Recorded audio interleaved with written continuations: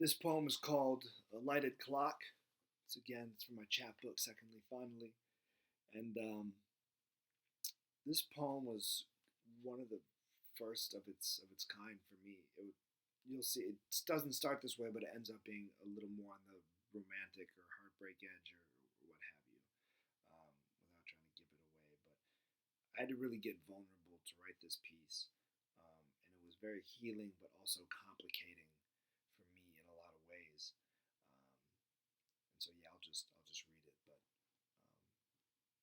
think it allowed me to enter a new stage of growth. I think as a writer and as a person. So, a lighted clock.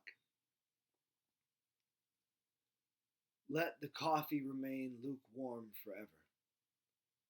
Let the fan blade rest, not like the feather of a slain bird, but the knife which lives in its side, and the hours that placed it there.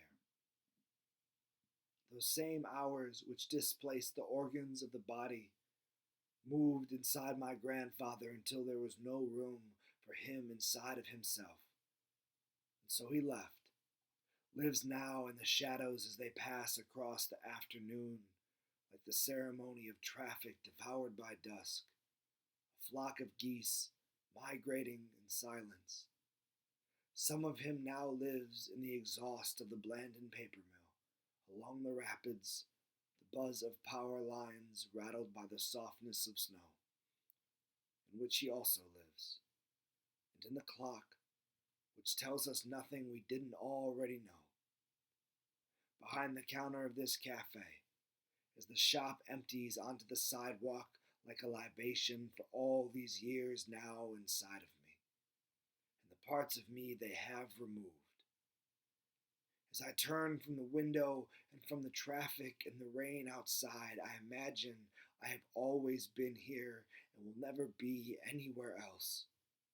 And the liquor store and pharmacy across the street are worlds away, maybe even invented memories.